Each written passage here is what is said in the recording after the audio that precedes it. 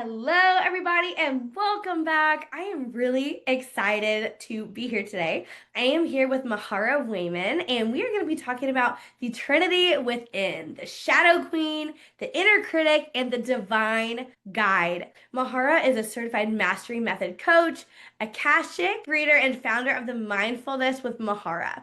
She helps high-achieving women reclaim their power by confronting the Shadow Queen, transforming the Inner Critic, and awakening the divine guide so they can lead with soul and not performance. So this is going to be a incredibly juicy conversation, kind of where woo meets winning a little bit is what I'm kind of getting from this. So I am very, very excited to have you on today. Awesome. I'm so happy to be here. This is exciting too. Yes, tell us. So I kind of read a little bit of a bio, but like give us the deep and dirty background of who you are and kind of how you got into this.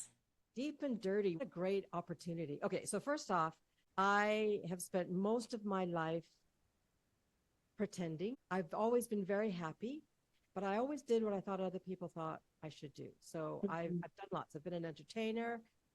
I've been a sales rep. I've been a caterer. My most recent experience was in the corporate world. I worked for a global health and wellness company for about 12 or 13 years, I think, and I loved it. But I was really faking it then. So one day I had a wake-up call with my daughter, actually.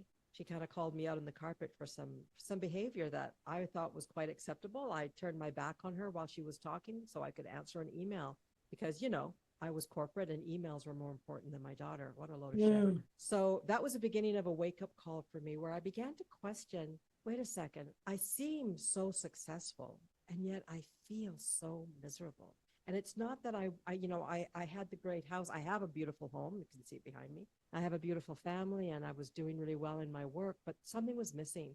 And I realized I was working so hard to be that successful woman that I was beginning to ignore what was more important to me, my values, my family, my kids, even my health, which is kind of funny because I work for a health and wellness company. But I kind of fell into the fakeness of that whole got to look a certain way, got to feel a certain way. And when COVID hit, I saw that as the beginning of the end for me. And I was so excited. A year into COVID, I was invited to leave the company and I did a happy dance. And I was the only one that was happy. My family were like, fuck, you lost your job. I'm like, oh.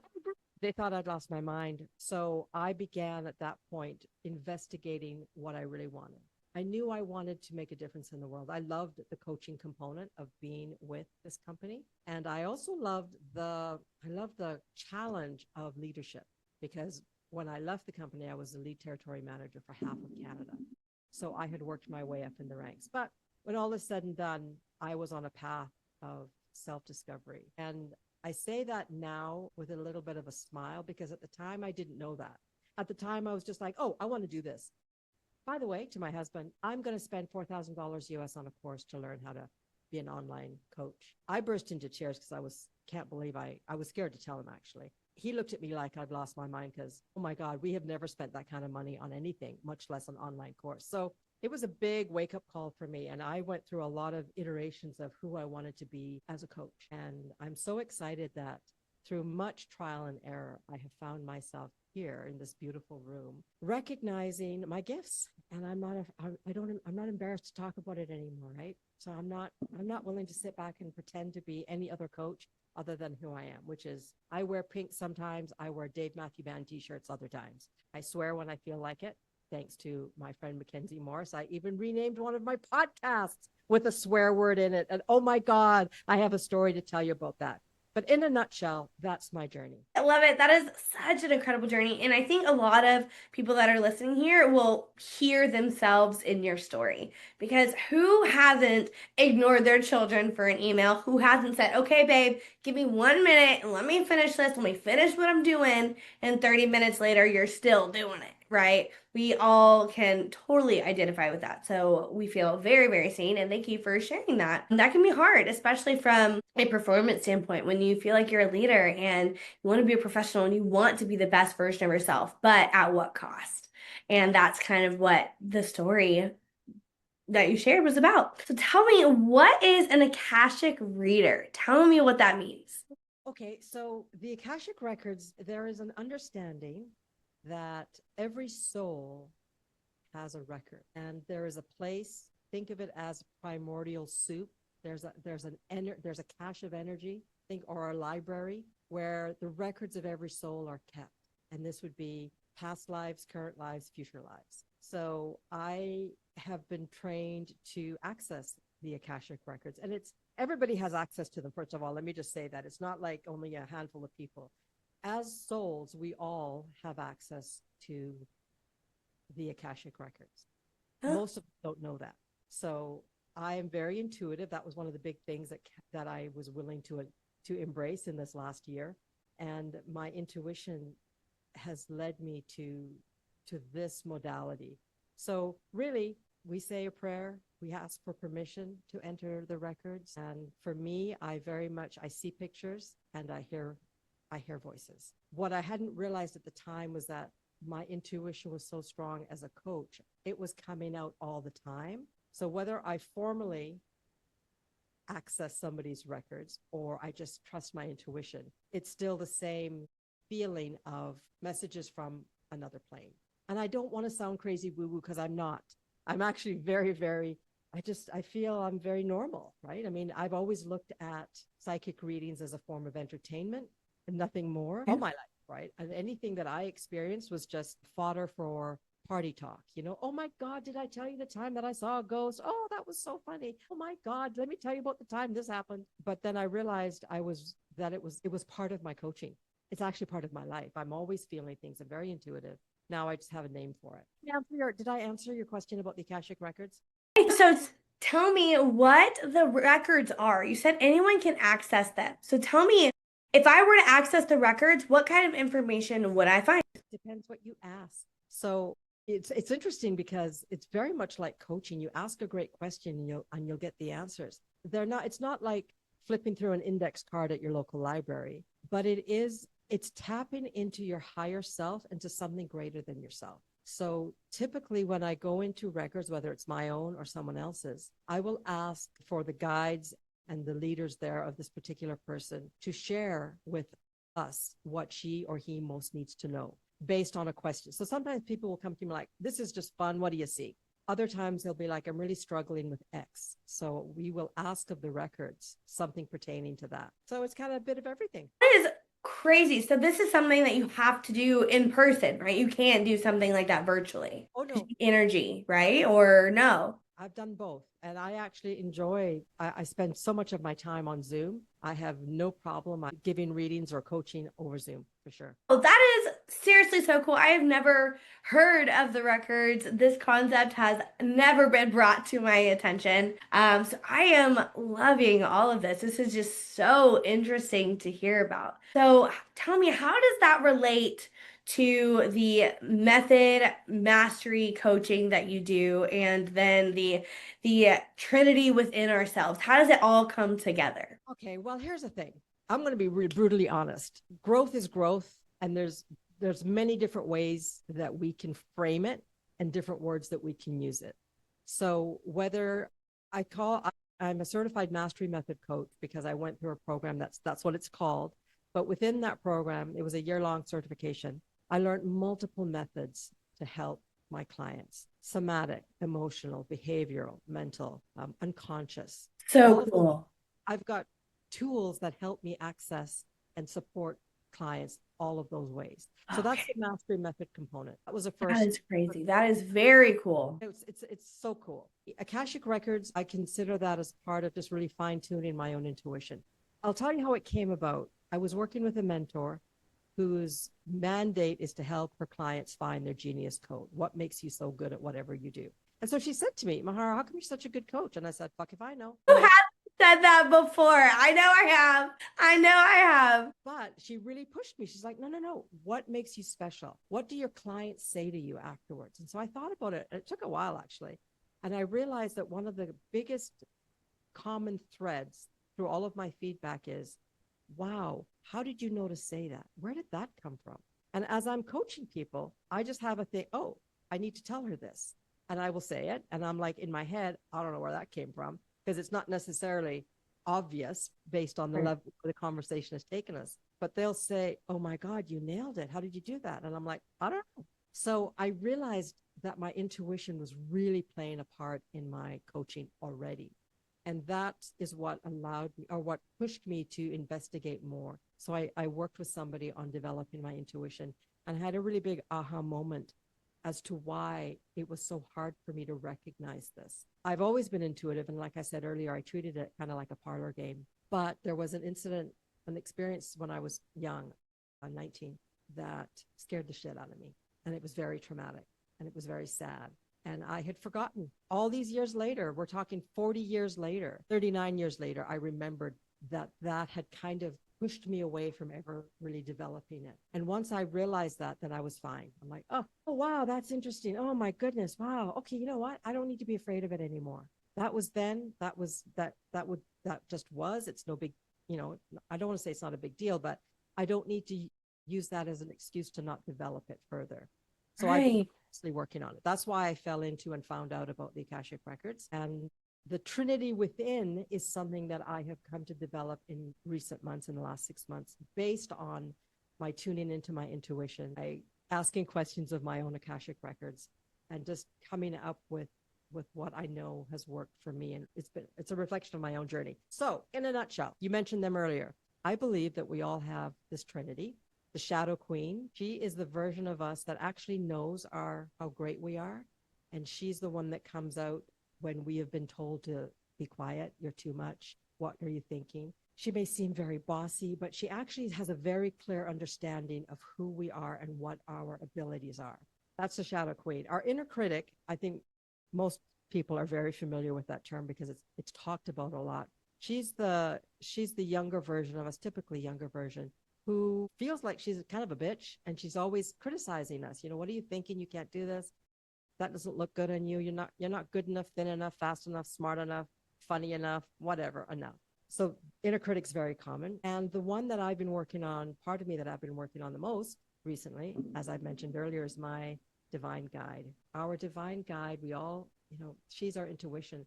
She's that quiet whisper that says, don't go there, or you got this. And my work embraces all three, because I truly believe that when we can identify and work with and give voice to all those different parts of us, we can have a successful life with less stress. We can tune into our intuition and feel powerful about it, not ashamed about it. We can change our relationship with our inner critic so we don't bash her. We recognize where she came from, and she can just kind of tone it down a bit. We listen to her, but we don't give her the mic. We Right. wave to her, but we don't give her the keys to the car.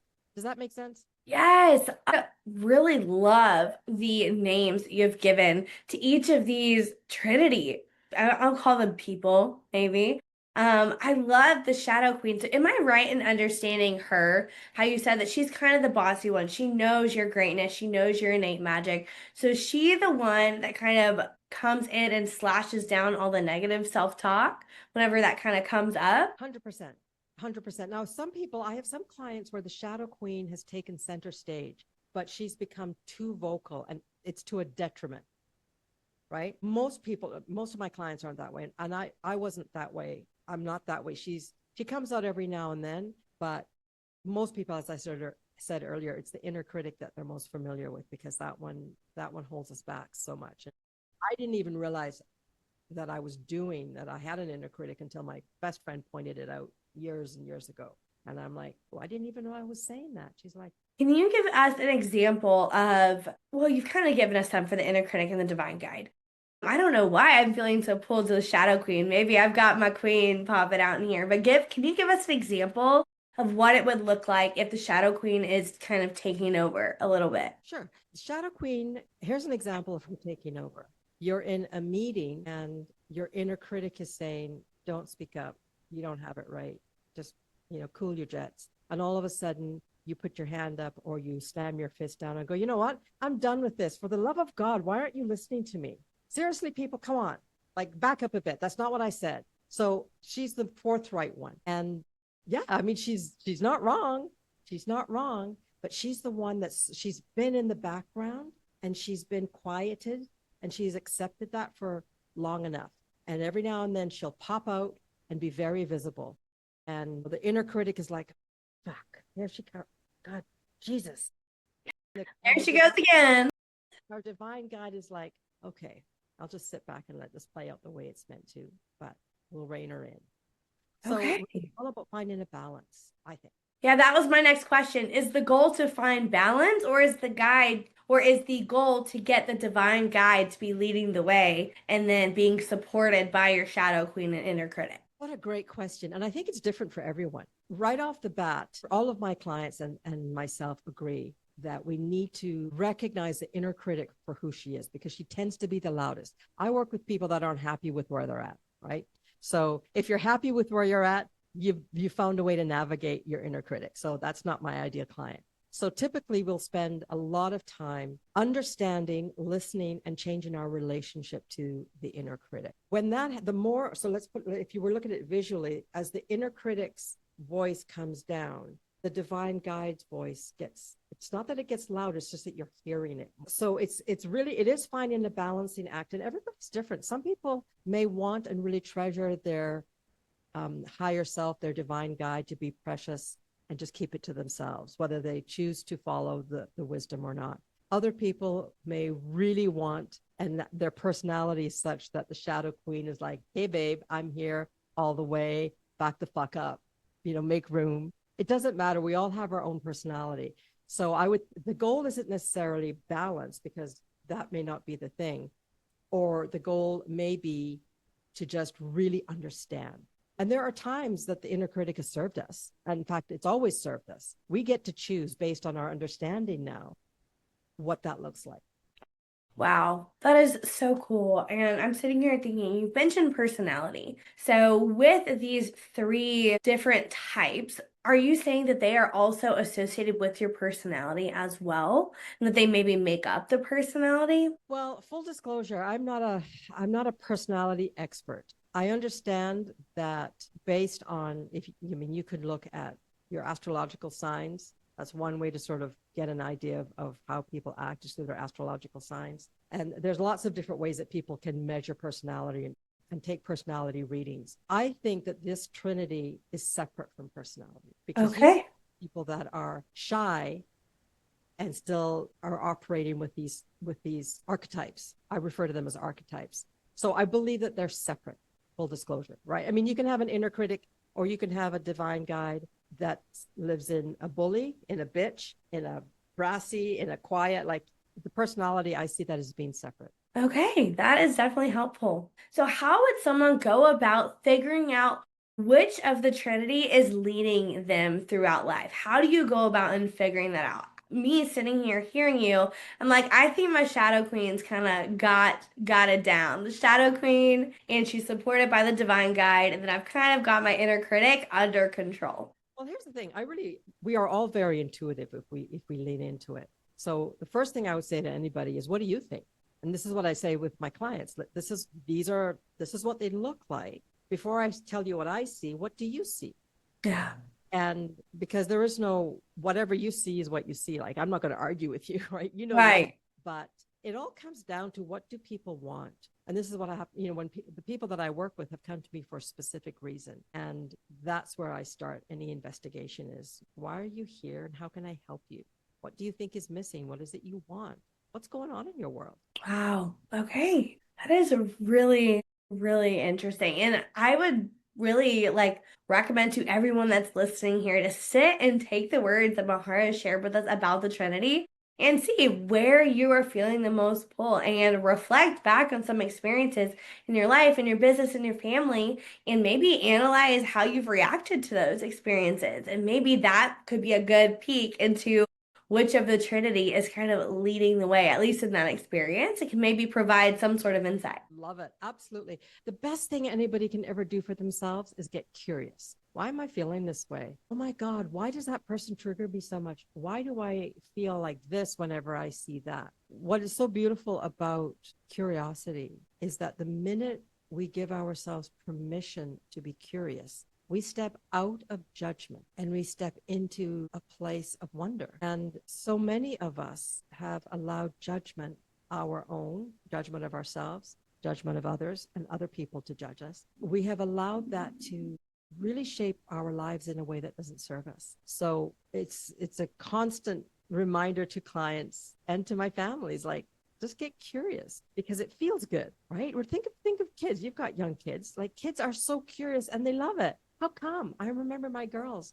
Mommy, how come? Why not? How come? How come? I'd lose my shit. Like because I said so. That's all you fucking need to know. I said so, right? That was when I was having, stressful day. But it does bring with it this childlike curiosity that is without judgment. I can't judge you. I'm just curious. I just want to know. So when we do that to ourselves, we can really learn a lot. Like, wow, isn't that interesting? Whenever this topic comes up in a meeting, my stomach quelches. Why is that? I feel like so many people like to shy away from that because it's uncomfortable. It requires growth, it requires depth, it requires emotional work. A lot of people do not like to do that. Me, for one, or I, for one, love to sit in deep thought and just have conversations and feel my feelings and figure out why. It's like going on a little journey inside myself. I see myself like walking a Candyland little yellow brick road and saying, where did this come from and why? And I think it's so cool because, like you said, the curiosity opens up the wonder, but to me, it also brings up space for connection where you can connect with yourself and you can connect with others. And I really felt this so deeply this weekend. I was at a house party. It was like 11 o'clock at night, and this guy from my husband's work came up and was talking to a group of us, and he asked this question that is like totally out of the blue, like not a regular house party question, but I freaking loved it being the person that I am. He said, what is one thing that you have done in your life that you are so overly proud of, but don't get to celebrate? Like, what a great question. Because not only does it prime the person up to have permission to tell a story and to take up space, but it allows the person who's telling the story to go on like a walk down memory lane and celebrate themselves and reminisce the things that they've done and share that happiness and that progress with other people. And then that also invites connection. And it was just the coolest thing to see how everyone really jived and connected and got closer just through that one question. Such a great question. And here's the thing, the quality of your life is directly connected to the quality of the questions you ask of it. And that's all there was to it. Yeah. I stole that from someone. I think it may have been Tony Robbins, to be honest. That's why coaches ask questions, right?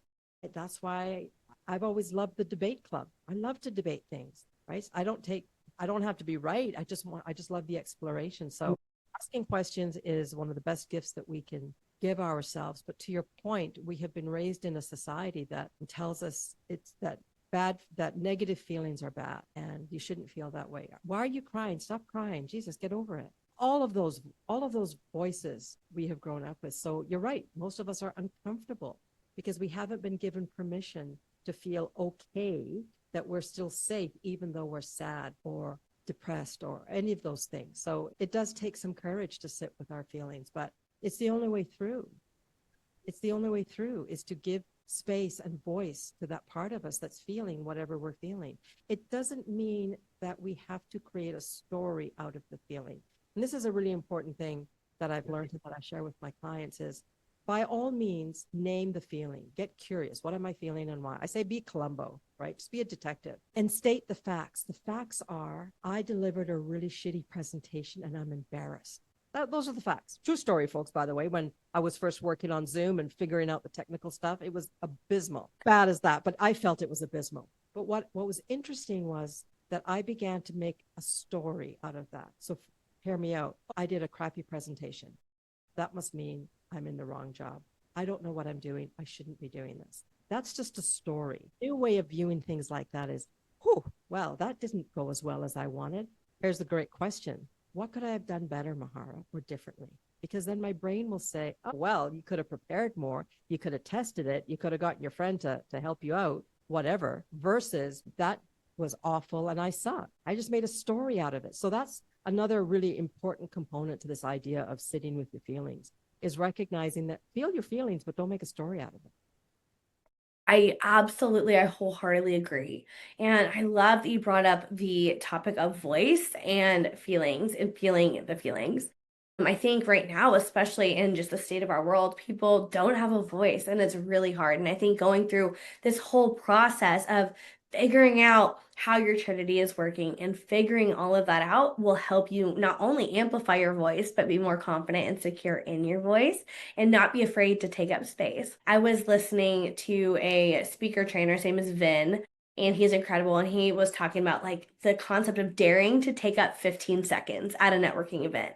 Like most people would say, "Hi, I'm Mackenzie Morris. I am a creative marketer and visibility strategist." Done, but take the 15 seconds and add on to that and be like, but I also love Mahara and how she talks about the Trinity and the Shadow Queen and all of these things, and you can learn a lot from her.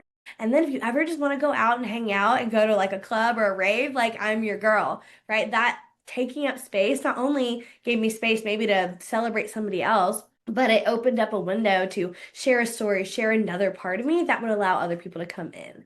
And I think that that is really super cool.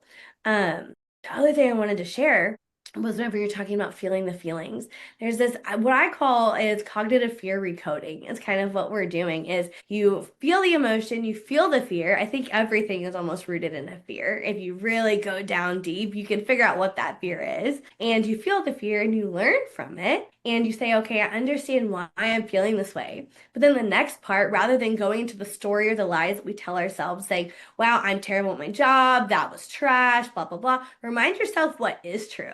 And don't make it mean something about you. Be like, man, I must have been exhausted today, but I'm still a badass bitch and great at my job. And then move forward through it. And just remind yourself of the actual facts, just like you had said. So I think you hit the nail freaking right on the head with all of that. It all comes down to reprogramming because every time we state the truth, we are creating a new neural pathway in our brain. To your point, our brain is just a giant computer, doesn't have a sense of humor. It's just, and it's predictive. So it's going to take all of these things and go, oh, the last time this happened to Mahara, she felt like shit. Oh, Mahara, you're feeling like shit now, right? But it's up to me in the now with the knowledge that I now have to go, okay, wait a second. Yes, I am, but that doesn't mean anything. Right. I didn't, whatever it means, but doesn't mean I am less than or less deserving than. So it's fascinating. It very much is. I'm gonna shut the door really quickly. I apologize. My dog came busting in at the door and completely. No. Okay, we will do that after this call, okay? Shut the doors. Thank you. Okay, great. Shut the door. My kids made snow. That's hilarious. How did they do that? I don't know. So I guess I'll find out. Video as well or just audio? This is both. Both. Okay. Did you hear about 10 minutes ago that you were really scratchy? No. Yeah, I heard it on my end, but I didn't say anything because maybe it was just me. So fingers crossed. Yeah, we'll see. And I can always have you on again. We can always do it again. Something like that. That's also fine. I'd sent a chat. I was like, it's kind of hard to hear. So I don't know. Technology is just technologying today.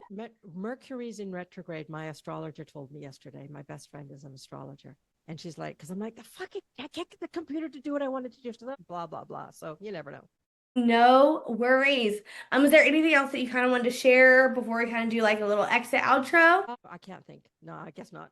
Like, is anything coming to me in a download that needs to happen that they need to share? Okay. I want to read through everything and see if I can come up with anything. Mastermind. Okay, we will do a little outro and then I'll go and splice it all up and edit and we'll be good to go. Sounds good. All right, this has been a really super cool conversation, and I've just never heard of the Trinity, the Shadow Queen, the Inner Critic, and the Divine Guide. And I think it is so cool to have this conversation about intuition and shadow work and sacred strategy. And I know that you have quite a few programs and ways to work with you, and you're on social and all of those things. So tell us how we can connect with you outside of this. If we want to get some sort of support, how we can do that. Awesome. Well, first of all, my handle is at Mindfulness with Mahara on all of the platforms. I'm on Facebook, Instagram, LinkedIn, Pinterest, you name it. I would love to offer any listener and I'll share it with you, Mackenzie. You can drop it in the show notes. But to access, I have a free Inner Critic. Oh, fuck me. What's it called? Now I can't even remember. The 5-day intuition mastery. I haven't had enough coffee this morning. So yes, if anybody's interested in developing their own intuition, then I do have a complimentary 5-day email program to help you do that. And I do have various programs. I have my ongoing program is called the Trinity Transformation, and it's a 3-week mini mastermind. It's a group coaching. First week is all on the Shadow Queen. The second week is on the Inner Critic. And the third week is on the Divine Guide. And we pull everything together. That's my introduction. And then I do group coaching and I have one-on-one as well. Everything is based on the Trinity. And the bottom line of the Trinity is you can create the life that you want. You absolutely can. And I'm here to help you do that. This was so great and so interesting and such a fun and different type of conversation that I usually have here. So I'm really excited to get to bring this to my network and to the world and to everybody because this is interesting work and I highly recommend any of you guys that are interested, even remotely, if anything fired in your head, you're like, "Ooh, I need to learn more about this." Absolutely follow Mahara, book a discovery call with her, and go deep because learning all of these things about you is absolutely the key to having the life and the businesses that you want. So thank you so, so much for being here, and we will talk to you guys next time.